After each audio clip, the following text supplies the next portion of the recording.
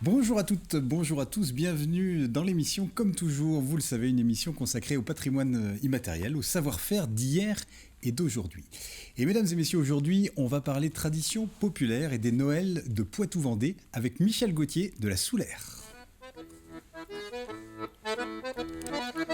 Petite mazurka d'Olivier Gauthier, c'est Noël, le marathon du porte-monnaie est lancé. On y va franc du collier et du bijou. On enlève les bas de laine, on enfile les bas désirs, boucle d'oseille et rouge à rêve, paré pour l'ascension du mont On Vend Tout. C'est Noël, les faux sapins font le tapin devant les grands magasins. Les appels au Père Noël sont surtaxés, prêts pour la grande traversée des desserts, dîner au Chanel, SDF, saumon d'Inde et foie gras. C'est Noël, spiritueux et spirituel, recueillement de l'âme, gargouillement de l'estomac, confiteor, confit canard. C'est Noël, mais en dehors de la grande fièvre acheteuse, on retrouve un certain nombre de traditions. Tiens, la bûche de Noël, les illuminations, un hasard, rien n'est moins sûr. Allez, d'où viennent ces traditions? Quelles sont-elles en Vendée? Et qu'est-ce qu'on y chante? Qu'est-ce qu'on y raconte? Pour nous en parler, nous recevons Michel Gauthier, homme de culture, culture orale, culture écrite, docteur en littérature. Il est sans doute un des hommes, avec Jean-Pierre Bertrand, qui a sans doute le plus écrit, le plus publié de livres sur les cultures régionales. Défenseur hors pair des traditions populaires, il a la curiosité de l'autre, une altérité profonde. Il est, comme dirait Jacques Brel, un homme qui a mal aux autres, une tendresse, une sensibilité pour la culture des gens de peu qui ne savent pas qu'ils possèdent en eux des trésors. Voilà des années qu'il multiplie les approches engagées au sein d'une association de culture et d'éducation populaire, une association guerrière, la Soulaire, et qu'il pose les tréteaux là où vivent les gens pour y faire danser, chanter, enchanter le monde et créer des familles résistantes.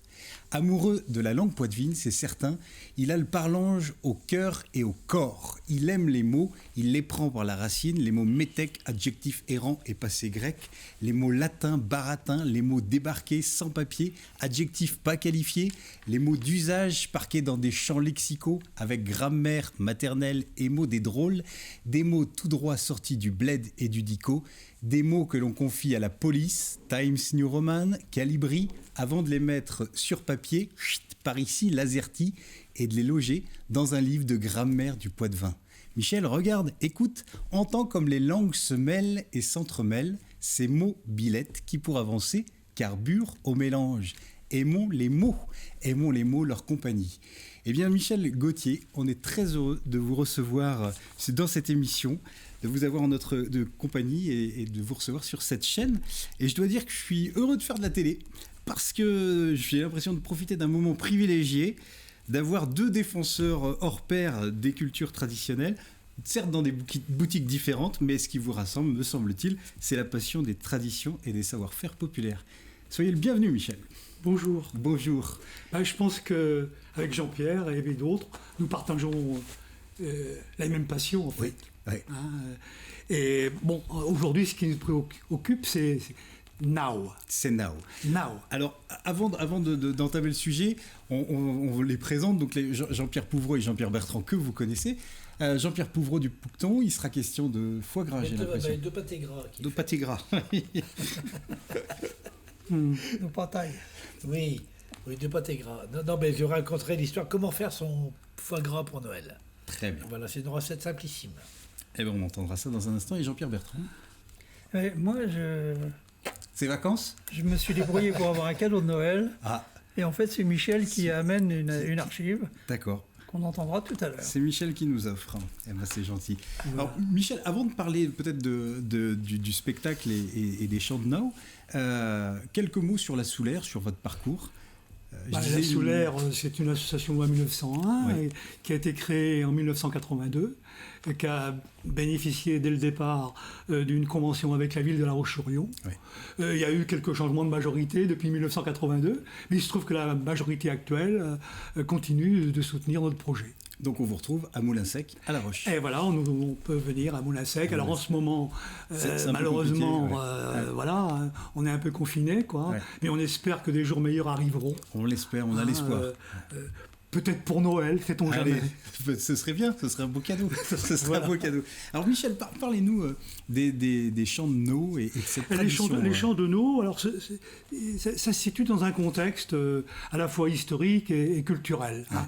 Alors, les chants de Noël en Poitevin datent au moins du XVe siècle. D'accord. Hein, et ils sont arrivés jusqu'à nous par la voie écrite et même par la voie orale. Ils se sont transmis. Ils sont transmis de génération. Il y en a certains d'entre eux qui sont transmis de génération en génération. Hein.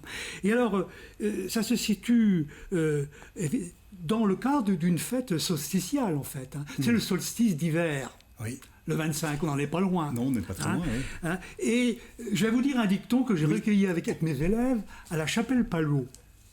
Hein. Un dicton qu'on dit un peu plus long que d'habitude. D'accord. Hein. Alors, de petit nao à grand nao, les jours et longs gens d'un pas de jao. Les jours allongent. De grand nao, Du coup. de grand nao à la chandelure, Oui. les longs gens d'inure. De la chandelure au mois de mars, d'inure trois quarts. D'au mois de mars au mois d'avril, encore un petit. Oui. D'au mois d'avril au mois de mai, encore un petit maille. Et à la Saint-Jean, les jours sont orthogrands. Et pour arriver à une autre fête du solstice d'été. L'été. Ouais. Hein, voilà. Et tout à l'heure, tu parlais de la cosse, de la bûche de Noël. La bûche de Moi, je Noël, dirais la oui. cosse de Nao. La cosse de On Nao. allume un feu à Oui, Noël, parce ouais. que c'est la fête de la lumière. D'accord. Les jours recommencent à augmenter. Hein. Et comme à la Saint-Jean, on allume aussi un feu. Un feu, oui, c'est vrai. Voilà. Hein. Et donc, ces deux fêtes-là, évidemment, à l'origine, ne sont pas des fêtes chrétiennes. Hein, si on plonge dans l'histoire lointaine. Hein. L'Église catholique, d'ailleurs, a institué la fête de Noël au IVe siècle. D'accord. Donc ça arrive plus tardivement. Voilà, disons, elle a installé l'anniversaire de la naissance du Christ au mois de décembre. Hein, voilà, au moment du solstice. Ouais. Ce qui était évidemment une heureuse idée, comme elle installe la Saint-Jean-Baptiste, hein, à proximité aussi du solstice d'été. D'été. Hein. Ouais. L'Église a toujours eu l'habileté de récupérer des fêtes païennes un peu anciennes. Hein, voilà. Pour les installer. Bon, et donc, mon dicton, là, il Oui. est assez extraordinaire parce qu'il nous conduit d'un solstice à un autre, ouais. en fait. Ouais. Et c'est dans ce cadre-là hein, que vont se situer les Noëls. Le premier Noël, par exemple, au Saint-Nau, qui est un Noël du XVe siècle, il y a un de ces couplets qui dit « À Lourdes, d'au pien miné, il vit le soleil écure. À l'heure de plein minuit, je vis le soleil éclore. » Hein, c'est la lumière, c'est la fête de la lumière.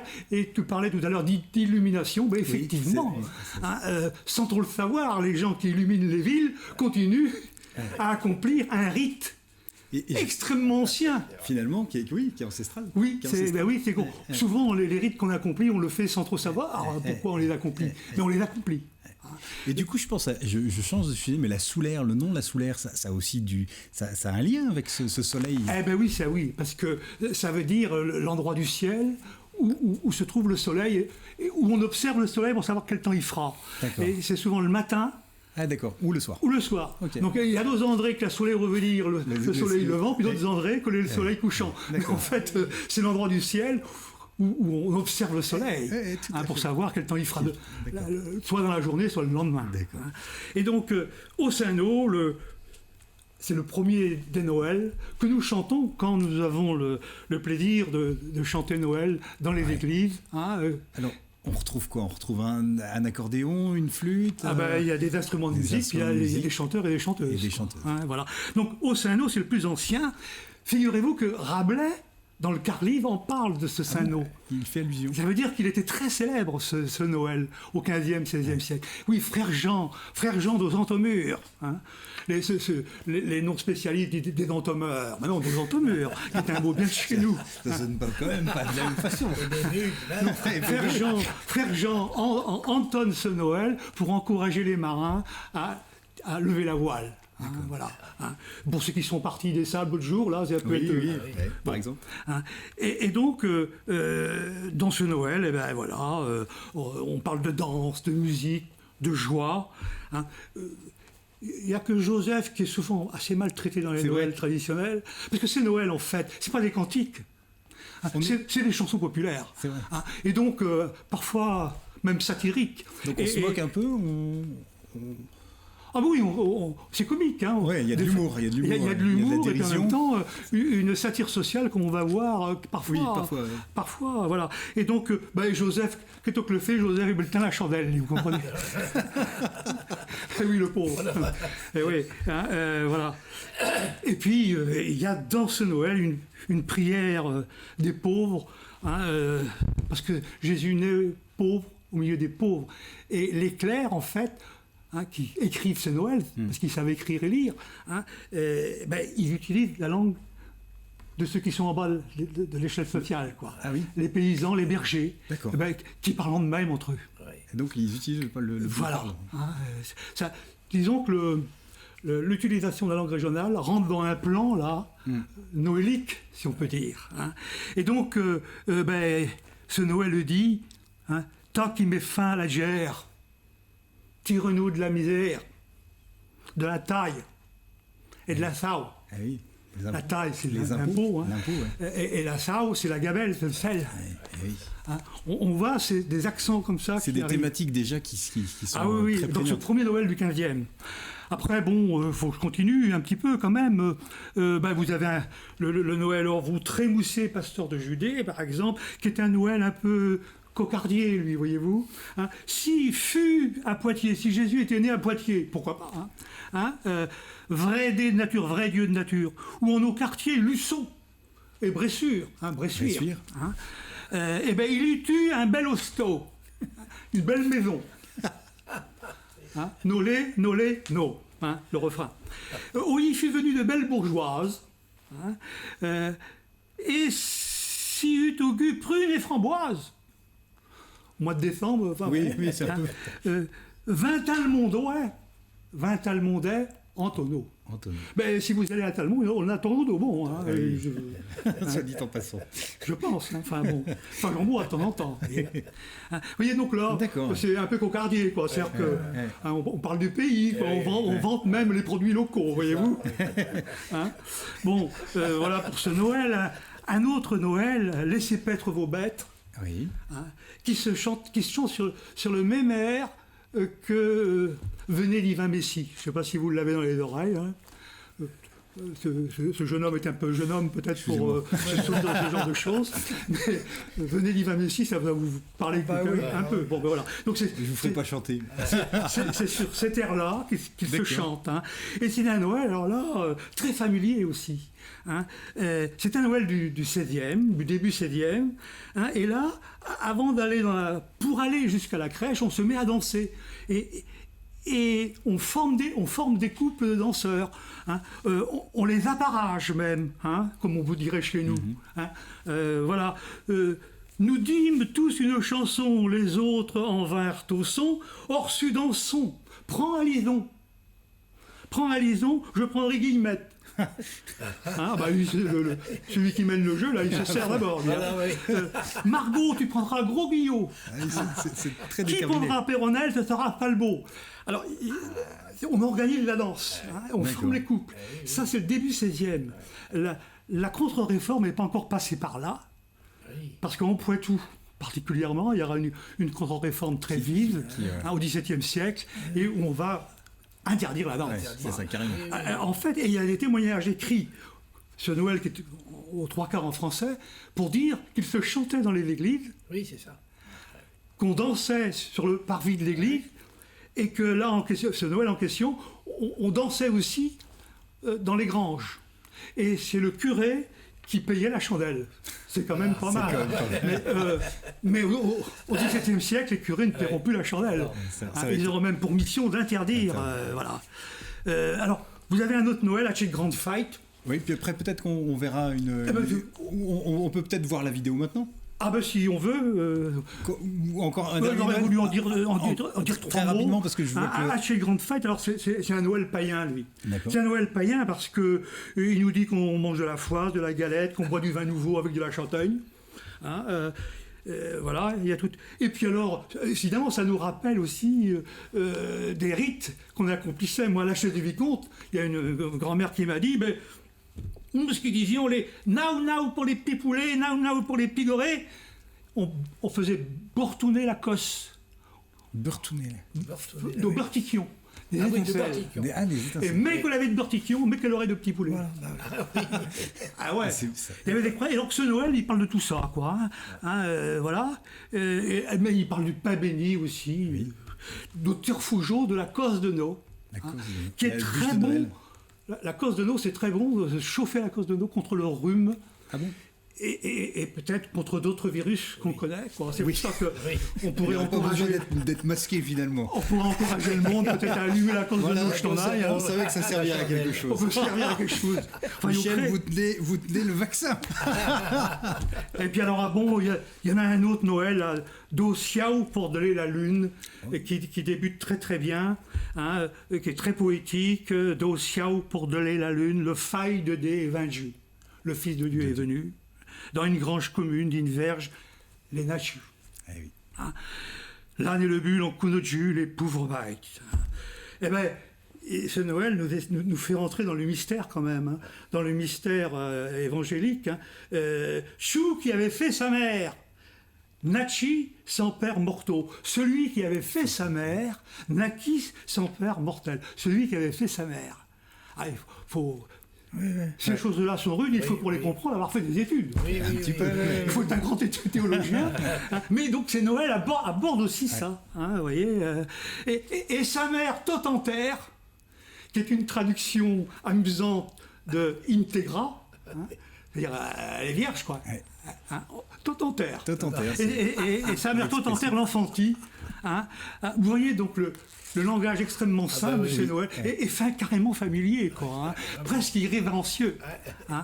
Et alors, ce Noël, on peut le déclarer, lui, avec ses deux derniers couplets, comme quasiment anticlérical et antifiscal. Anticlérical parce que, voilà ce qu'il dit, on a enveigé devant la crèche, pas de moine. Il n'est venu aucun moine devant la crèche. Menestre ni menestria. Les menestres, je pense que c'est les ministres protestants. C'est-à-dire qu'on est en Poitou, il y a des protestants et des catholiques. Et donc, en fait, les moines et les pasteurs ne sont pas là non plus. Il n'y a pas non plus de médecin, pas d'apothicaire, pas de procureur, pas d'avocat, pas de bourgeois en clair. Voilà, c'est ça. On n'est pas dans la lutte des classes, mais quand même. Ça ressemble un petit peu. C'est tout à fait étonnant. Mais alors, note humoristique de celui qui écrit, et ça va faire plaisir à certains en ce moment qui sont confinés. Oh, il y avait dos imprimours et dos libraires. L'essentiel. Parce qu'ils impriment les Noëls. Et ça marche très fort, ce qu'on appelle les Bibles de Noël, au XVIe, XVIIe siècle. Voilà. Eh bien, écoutez... On va passer peut-être la vidéo. On va passer la vidéo où on va entendre un chant de Noël de l'abbé Guisteau. Ah oui, et on y reviendra. Que j'ai recueilli en partie à la chaise de Vicomte. Et ça va être filmé, les chanteurs, les chanteuses de la Soulaire vont être filmés dans l'église de la Chaise. De la Chaise, on écoute et on regarde.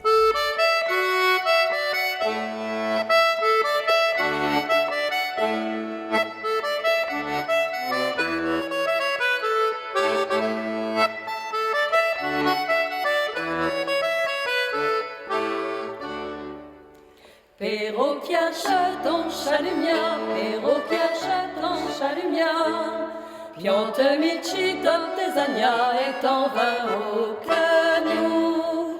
Va voir quelque chose de bien que y a l'eau partout. Il n'en jamais d'occupé, il n'en jamais d'occupé. Vin de m'avertir caminer au lait chez de la paille dans son thé de enfants le plus bien. Allons un chaître de coupon, allons un chaître de coupon. Le mérite ben qui courgeon car les se disent en taille. Le rouet d'ossu que y a tant bon et d'au le faille.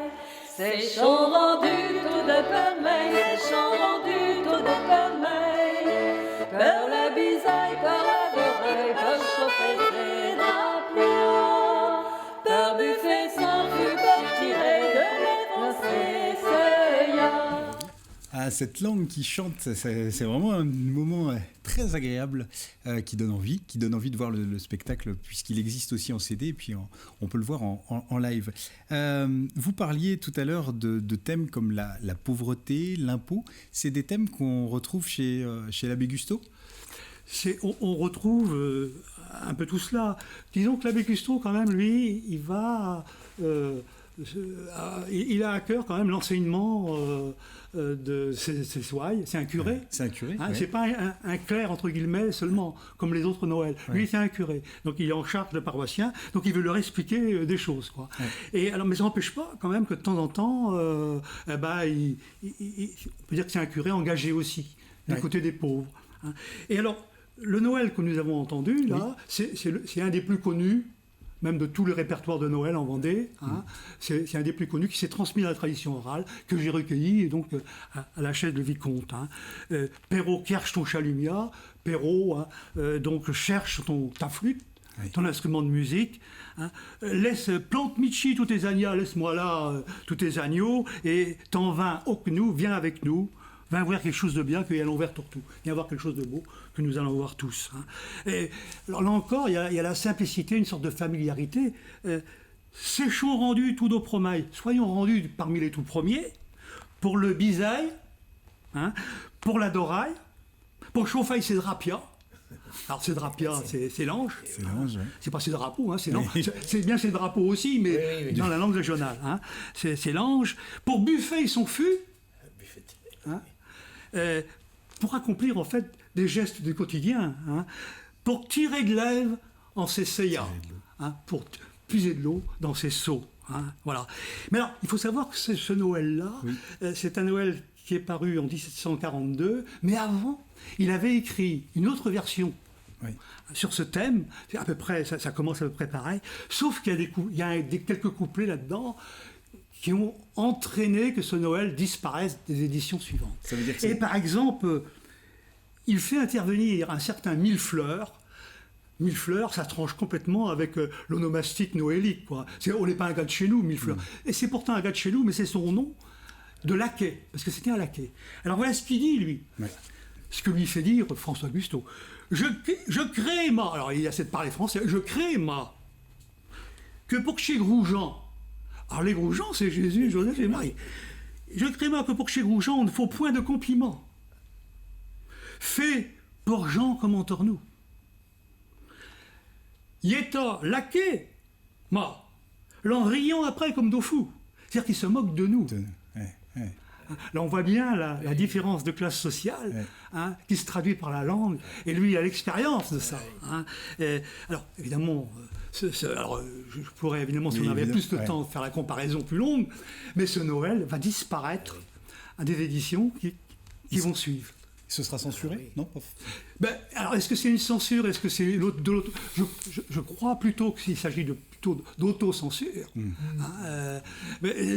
J'ai retrouvé l'édition de 1738, elle n'est pas à Fontenay. Fontenay-le-Comte a une riche médiathèque, hein, mais cette édition-là n'est pas à Fontenay. Je l'ai retrouvée à la grande bibliothèque François Mitterrand. Ah oui, d'accord. De temps en temps, quand on veut les textes anciens de chez nous, faut monter à la capitale. Faut aller loin, quoi. On va marquer une pause, Michel, avec Jean-Pierre Pouvreau du Poucton. Alors, le foie gras. Alors, le foie gras. Alors, bon, c'est enfantin. Vous achetez chez votre volailler, chez votre charcutier, du foie gras frais, d'énervé si possible. Alors, vous aurez le détail de la recette un peu à télévender. Voilà. En gros, vous mettez du sel, du sucre et du poivre. Il y a un mélange avec un petit peu de 4 épices. Vous mettez du cognac, du porto à mariner une nuit dans le frigo. Après, vous le récupérez le lendemain. Vous le mettez bien à fond, au fond d'une petite terrine. Vous le mettez au bain-marie, au four à 70 degrés pendant une petite heure, 3/4 d'heure. Il faut que la température intérieure du foie gras soit à 57 degrés. Si vous avez un thermomètre, vous passez des temps, vous mettez votre thermomètre à 57 degrés. Quand il est à 57 degrés à l'intérieur, il est cuit. Vous le sortez, vous mettez une petite planche dessus, il aura rendu un petit peu de gras, et vous le mettez à refroidir au frigo. Le lendemain, vous récupérez la graisse, vous enlevez la planche, et vous recoulez la graisse sur votre foie gras. 3 jours à rassir, Et après, joyeux Noël à tous. Emballer, c'est peser. Ben, ça, c'est de l'efficace. Hein. Chapeau bas, monsieur. Ça paraît simple, comme vous le dites. Alors, autrement, il y a plus simple. On le fait mariner simplement dans du sauterne. Un vin sucré. D'accord. Pendant 24 heures. Bon, vous sortez, au choix. Vous mangez comme ça, au choix. Merci beaucoup, Jean-Pierre.